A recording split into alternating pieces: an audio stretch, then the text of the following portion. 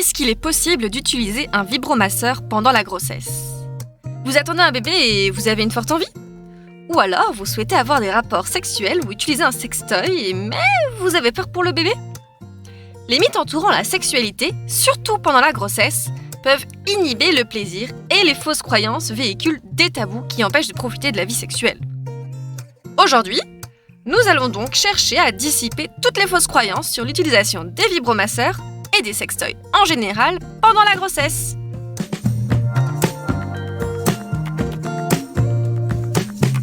Curiosité par Sexy Avenue.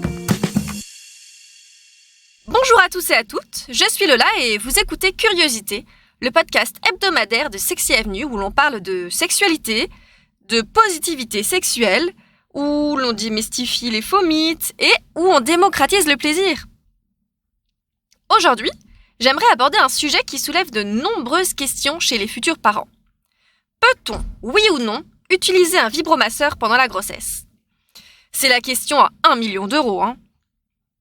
Même si le sexe pendant la grossesse n'est peut-être pas la première pensée qui vous vient à l'esprit, il est normal que, après quelques semaines ou quelques mois sans rien faire, une envie folle vous prenne.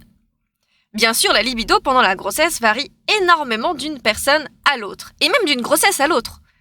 Je suis pas du tout ici pour juger votre appétit sexuel, peu importe qu'il soit petit ou grand.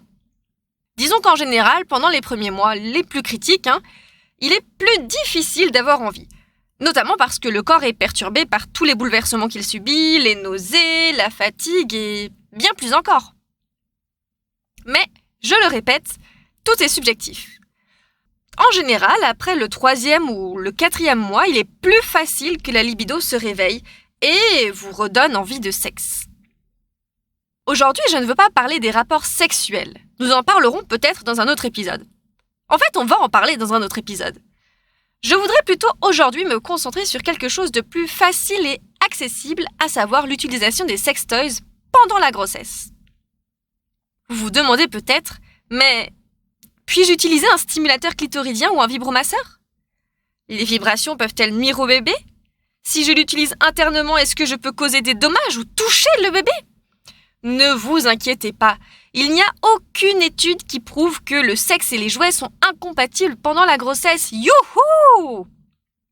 Bien sûr, cela ne s'applique pas dans certains cas spécifiques.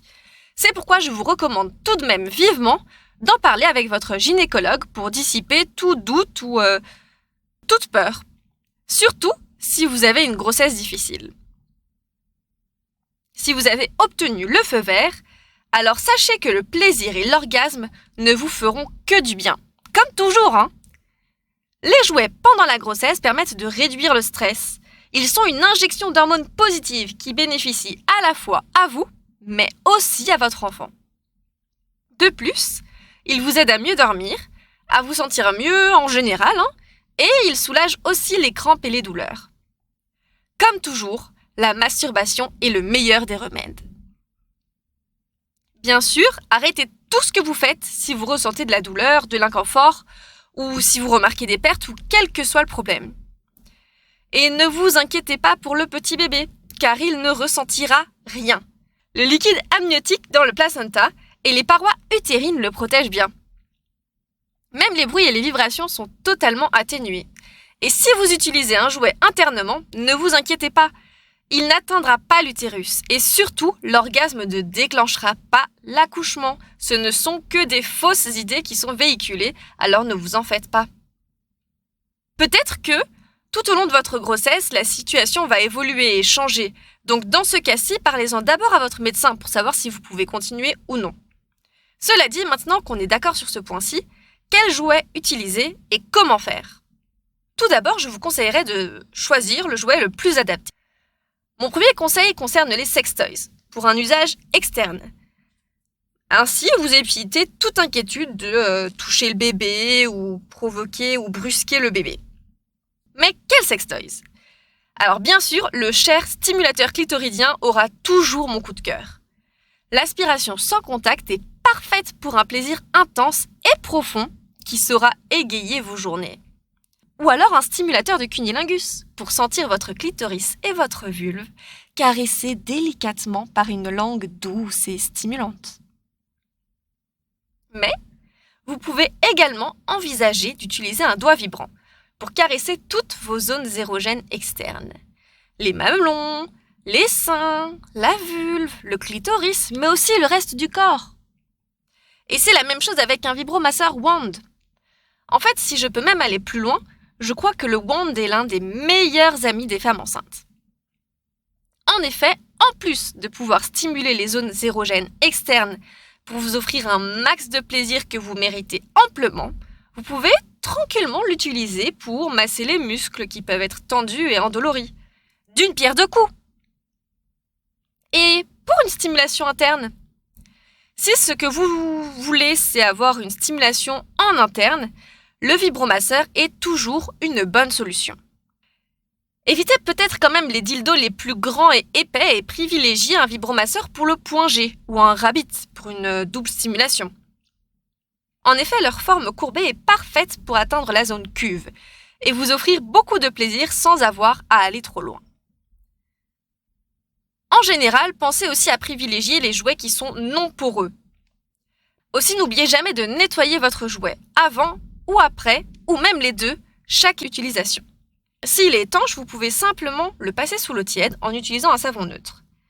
S'il est résistant aux éclaboussures ou non étanche, vous pouvez humidifier un petit chiffon et utiliser un nettoyant pour sextoys pour ensuite nettoyer votre jouet.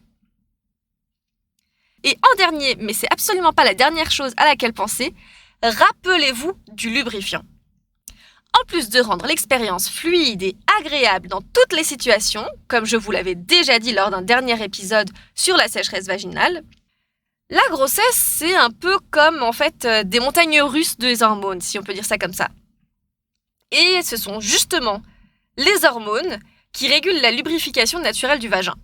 Cela peut donc jouer en votre faveur si vous lubrifiez bien naturellement, mais même dans ce cas, le gel lubrifiant est toujours un bon allié.